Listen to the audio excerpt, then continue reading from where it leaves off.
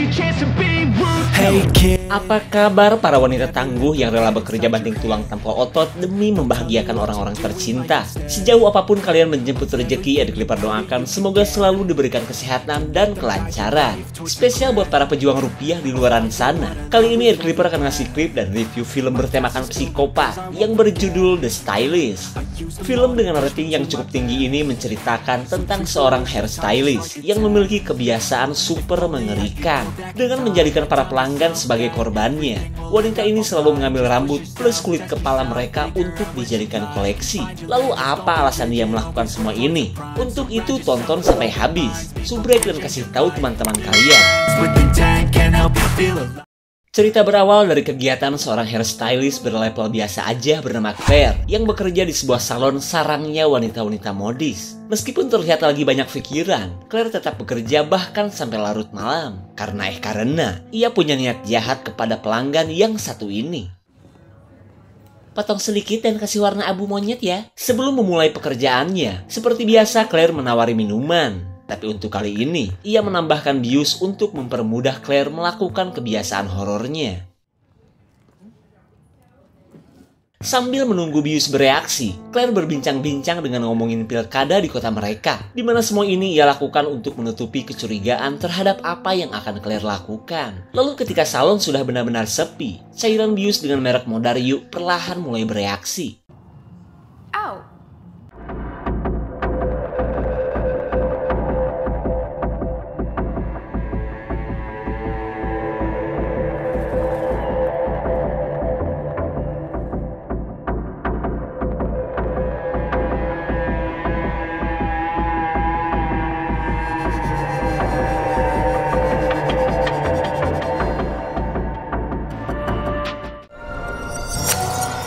Setelah si pelanggan sudah pingsan, tiba saatnya Claire melakukan kegilaannya, di mana ia akan mengambil rambut beserta kulit si korban untuk dijadikan koleksi.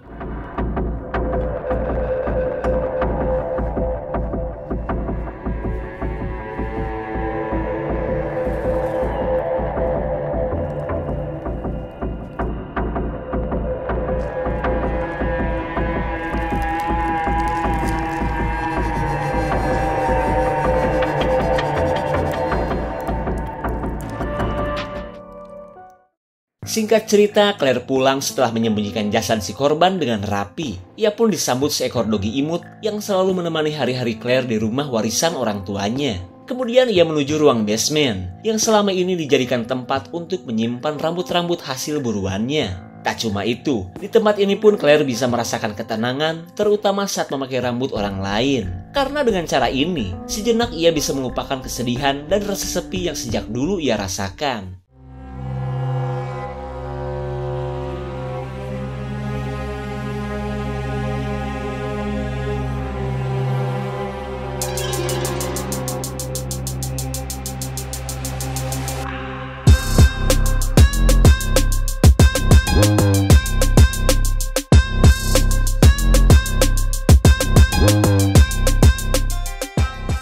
Di keesokan harinya, Claire mendapat pesan dari pelanggannya yang meminta Claire untuk merombak rambut. Terlebih wanita yang bernama Olivia ini sebentar lagi akan menikah. Jadi ia harap Claire bisa terus membuatnya terlihat cetar. Meskipun mendapat job dari pelanggan setia, Claire si penyendiri terlihat tidak bersemangat. Karena satu-satunya hal yang membuatnya bahagia adalah memanen rambut orang. Selang beberapa saat, Olive kembali memberikan pesan kepada Claire yang dari tadi tidak membalasnya. Kemudian Claire langsung menolak dengan berdalih jika ia bukanlah penata rambut kawinan.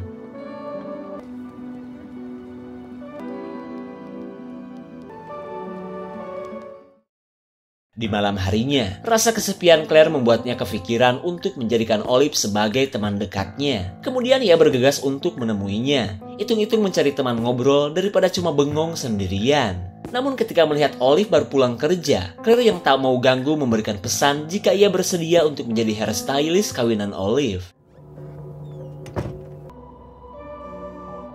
Di keesokan harinya, Olive terlihat happy karena Claire akan mengawal rambutnya sampai ke pelaminan. Begitupun dengan Claire. Terlebih dari saat ini, ia akan berusaha menjadi seperti wanita kebanyakan yang memiliki banyak teman yang penuh perhatian. Kemudian Claire mengakrabkan diri dengan menanyakan pernikahan Olive yang akan digelar beberapa hari lagi. Kebersamaan ini akhirnya membuat mereka semakin akrab hingga Claire pun semakin bersemangat untuk menata rambut Olive. Yeah, I mean, way more than me.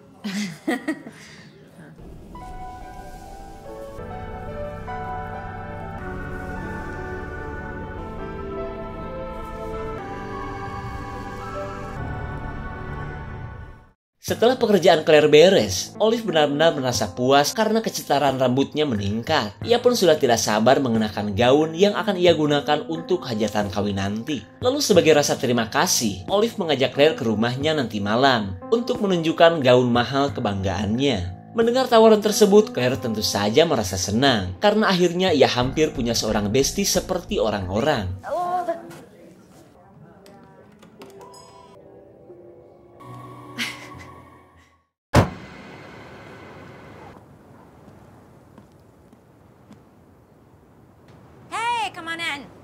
Singkat cerita, kedatangan Claire yang untuk pertama kalinya ini disambut Olive dengan bala-bala elit. Sementara Claire yang masih canggung berusaha terlihat enjoy ketika Olive akan menunjukkan gaun kebanggaannya. Lalu Claire penasaran untuk mencoba sebuah shawl milik Olive yang terlihat unyu-unyu.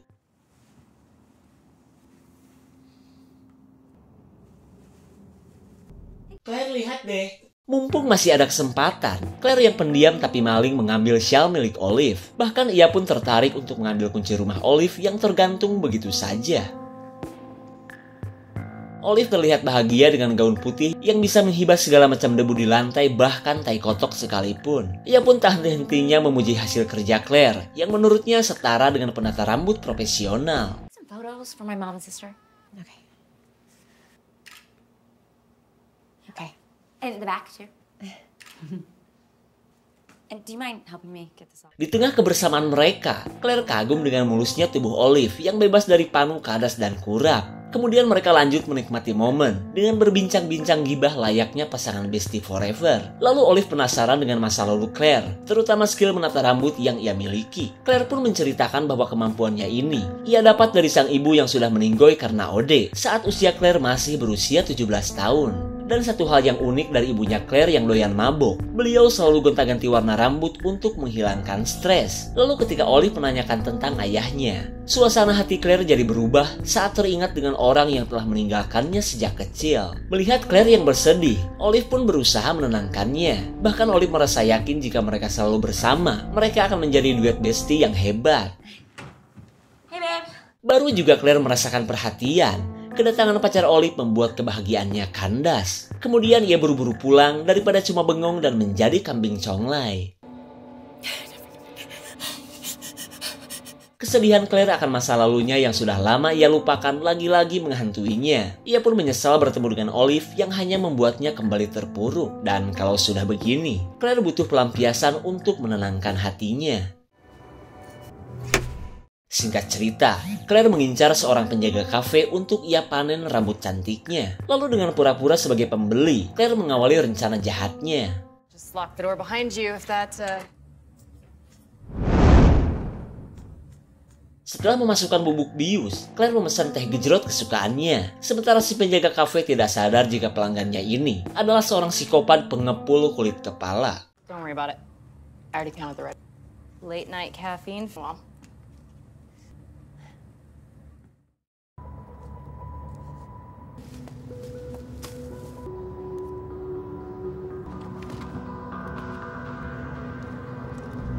Saat si penjaga kafe tak sadarkan diri, tiba waktunya Claire untuk melakukan kegilaannya. Tapi tak lama kemudian, Claire mendapat pesan dari Olive yang mengundang untuk datang ke pesta bujangnya besok malam. Namun daripada membalas pesan tersebut, Claire bergegas melanjutkan kegiatannya sebelum keburu subuh.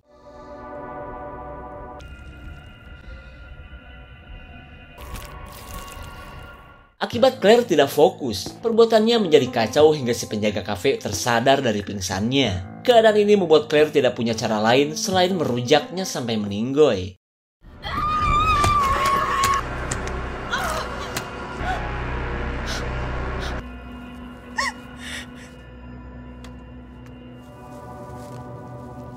Setelah gagal mendapatkan rambut baru, Claire yang merasa bersalah mendengarkan rekaman percakapannya bersama Olive yang ternyata membuat hatinya tenang. Hingga di keesokan harinya, Claire bertekad untuk bertaubat dan berusaha melupakan semua koleksi rambut yang selama ini ia kumpulkan. Karena mulai sekarang, Claire sudah punya teman yang bisa dijadikan sandaran saat dirinya kesepian.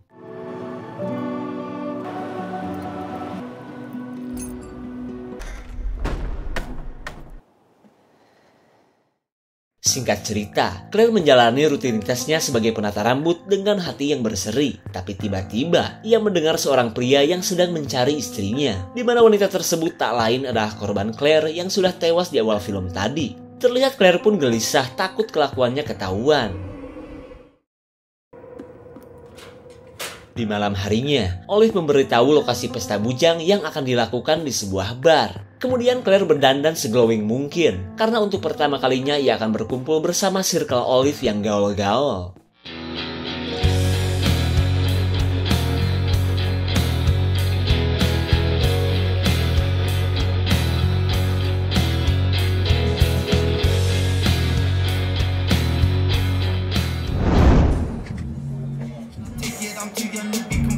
Claire sebenarnya ragu apakah ia bisa berbaur dengan kakak-kakak sosialita yang pada kece. Akan tetapi ia berusaha sebaik mungkin agar tidak terlihat katro dan kampungan. This is Monique. We work together. Elizabeth and Christy. Hi, everyone. I am very drunk. Would you go down?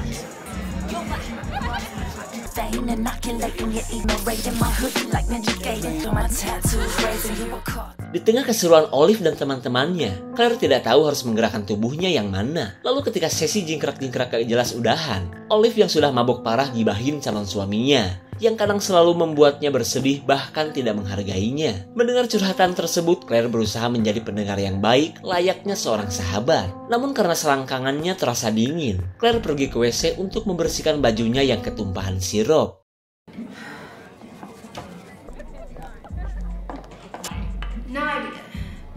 Si Olive ngapain sih temenan sama tukang salon? Iya nih, udah serem jarang ngomong lagi. Paling sekalinya ngomong juga pinjam 100. Claire benar-benar tak terima saat ia digibahin layaknya tetangga baru di kontrakan. Apalagi saat si gemoy menyebut tak sudi dekat-dekat dengan Claire di kawinan Olive nanti.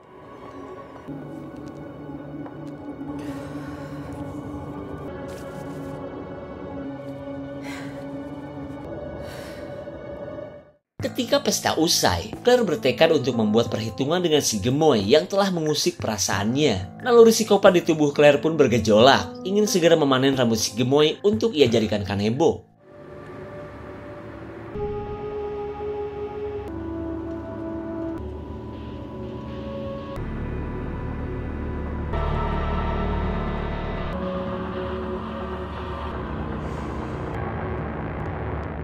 Saat Claire tiba di rumah sang target, datanglah pacar si gemoy yang merupakan Kang Kibor Elektun untuk berkumpul kambing.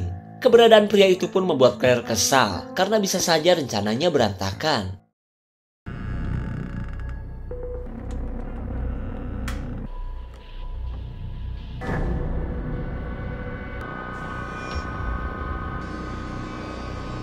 Rupanya Claire tak cukup berani untuk menghabisi temannya Olive. Lalu ia bergegas pulang sebelum keberadaannya diketahui.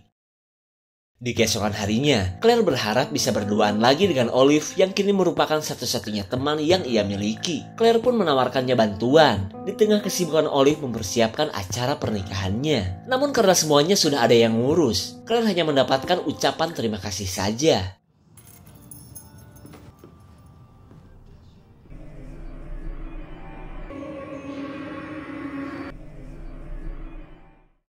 Di hari berikutnya, Claire sirik saat melihat postingan Olive yang sedang dibantu oleh teman-temannya. Claire pun tidak mengerti kenapa dirinya seolah dianaktirikan oleh Olive dibanding teman Olive yang lainnya.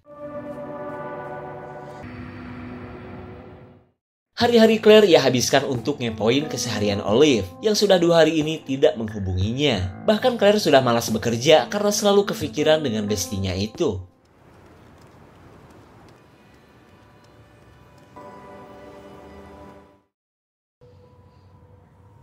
Tak kuat menahan rasa kesepian, Claire berniat untuk menemui Olive di tempat kerjanya saja.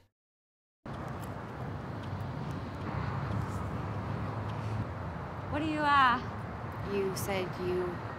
Olive tentu saja kaget saat melihat Claire sudah nongkrong di depan kantornya. Kemudian Claire kembali menawarkan bantuan kepada Olive, mengingat acara pernikahannya tinggal 2 hari lagi. Namun karena jawaban Olive masih sama, Claire mengajaknya ngopi dulu sebelum Olive pulang. Terlebih ia penasaran dengan curhatan Olive tentang sikap calon suaminya yang kurang baik. Jadi Claire pikir lebih baik pernikahan Olive diundur, demi memantapkan dulu keputusannya untuk menikah. Mendengar perkataan Claire, Olive tentu saja tersinggung. Apalagi bacaan tersebut keluar dari orang yang menurut Olive masih asing. Sontak perasaan Claire pun rontok saat dianggap orang asing oleh satu-satunya teman yang ia miliki. Bye.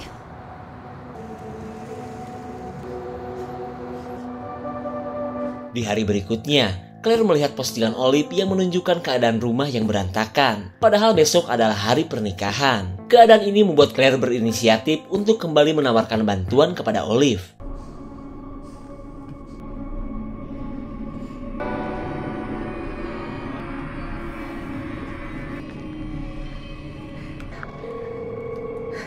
Halo, ini Claire ya? Hi, is this... Maaf ya, Olive-nya lagi bikin ranginang dulu. Sorry to... Karena yang angkat telepon adalah pacarnya Olive, Claire menawarkan anggur untuk jamuan pesta besok. Namun seperti biasa, Claire mendapat penolakan hingga tidak bisa menemui Olive. Lalu Claire disuruh untuk datang lebih awal saja di hari pernikahan, jika benar-benar ingin membantu pernikahannya.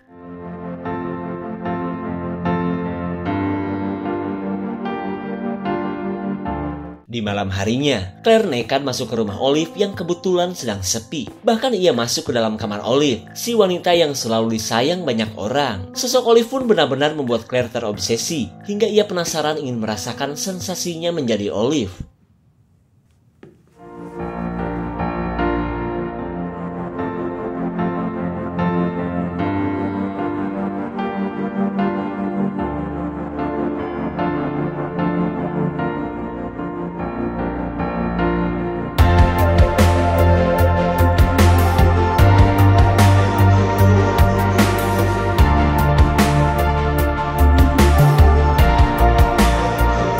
Di tengah asiknya menjadi Olive, Claire menemukan alat refleksi yang biasa digunakan para wanita kesepian. Penasaran dong ingin mencobanya?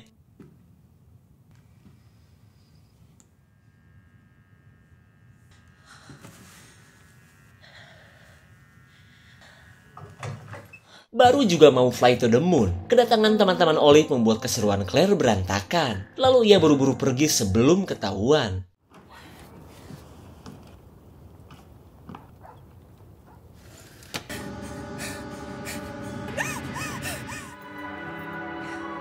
Setelah berhasil tiba di rumah, Claire merasa dirinya tidak bisa menjalani hidup dan mendapat kebahagiaan seperti kebanyakan orang. Hingga ia pun sudah tidak peduli dengan pertaubatannya dan ingin kembali lagi menjadi dirinya yang asli. Karena hanya dengan mengenakan rambut orang lain, Claire bisa mendapat ketenangan dan melupakan nasibnya yang menyedihkan.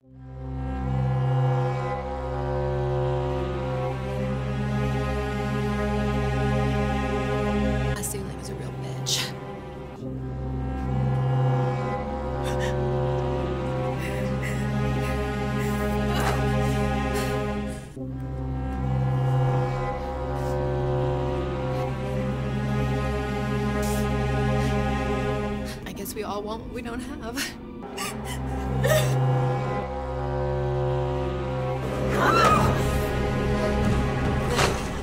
Rupanya cara yang biasa dilakukan Claire kini tidak membuat hatinya membaik. Malahan ia semakin kepikiran kepada Olive yang kini semakin menjauh. Kemudian ia lanjut berburu rambut, berharap bisa mengobati hatinya yang sedang kacau. Lalu ketika ada kesempatan, Claire pura-pura bertamu ke rumah seorang janda racing untuk pinjam telepon.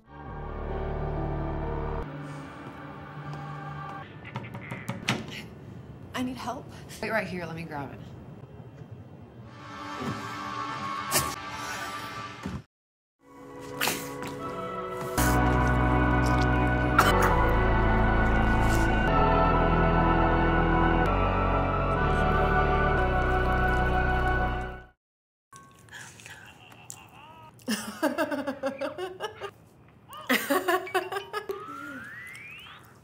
Di keesokan harinya, Claire mengobati kerinduannya kepada mendiang sang ibu yang sudah lama meninggalkannya. Lalu ia bergegas beres-beres karena hari ini adalah pernikahan Olive. Dan untuk tema dandanannya kali ini, ia dedikasikan untuk sang ibu yang selalu ia rindukan.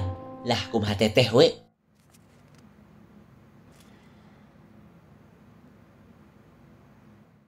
Sebelum datang ke acara kawinan, Claire mampir dulu ke kafe untuk membeli minuman. Tapi tiba-tiba, ia kaget karena wajahnya terekam CCTV saat membuang jasad salah satu korbannya.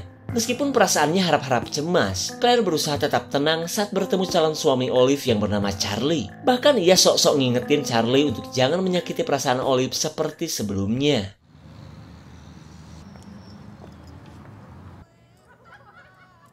Oh my God. Claire. Melihat kedatangan Claire, Olive langsung menyuruh untuk melakukan tugasnya. Claire pun bergegas menyiapkan peralatannya untuk merombat penampilan Olive menjadi ratu dalam sehari.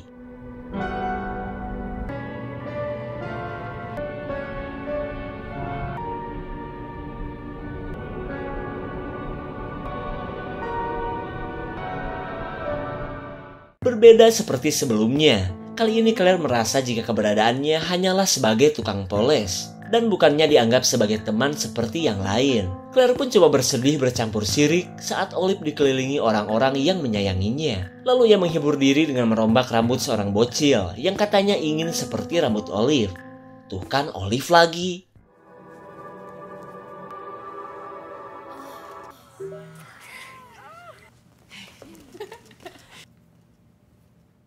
Setelah pekerjaan beres, Claire berlanjut meratapi nasibnya karena merasa kehilangan teman yang tadinya ia banggakan. Lalu tiba-tiba, teman Olive memintanya untuk memberikan sentuhan terakhir kepada si calon mempelai. So I'll see you out there.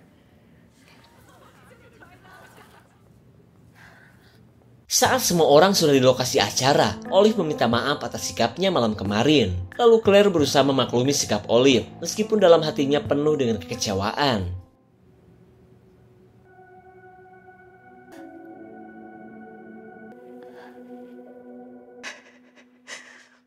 Tiba saatnya para tamu undangan menantikan kehadiran Olive yang katanya memakai jasa hairstylist andalannya. Begitupun dengan si A.A. Charlie yang sudah tidak sabar ingin segera belah duren.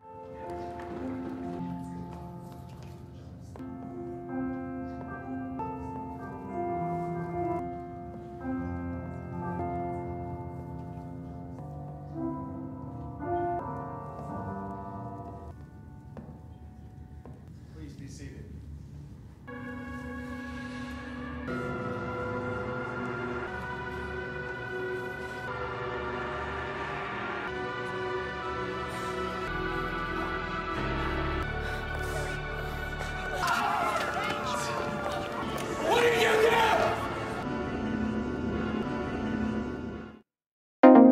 Siapa sangka Olive yang sempat membuat Claire bahagia tak luput dari kesadisan sang hairstylist ini. Hingga ia pun dengan tega menghabisi Olive dan menggunakan rambutnya di hadapan keluarga dan calon suaminya Olive. Kepedihan masa lalu dan penderitaan yang dirasakan Claire memang terbilang kompleks hingga menjadikannya wanita psikopat. Bahkan di akhir cerita Claire semakin kalap setelah identitasnya sebagai seorang psikopat mulai terendus kepolisian. Makanya ia yang sudah kepalang becek menghabisi orang yang sudah membuatnya kecewa berat. Jika ada tambahan komen guys ya. Segitu saja untuk klip dan review kali ini. Tonton video di klip lainnya ya. Terima kasih dan sampai jumpa.